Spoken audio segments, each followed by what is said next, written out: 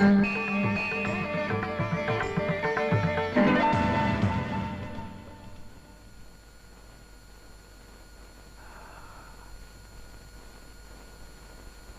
వెళ్ళొచ్చావా? Thank you. నేను బాగానే ఉన్నాను రా. నువ్వు వెళ్ళి రెస్ట్ తీసుకో.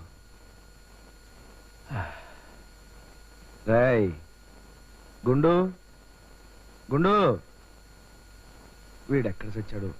గజేంద్ర కాసిన మంచులు పట్టరా.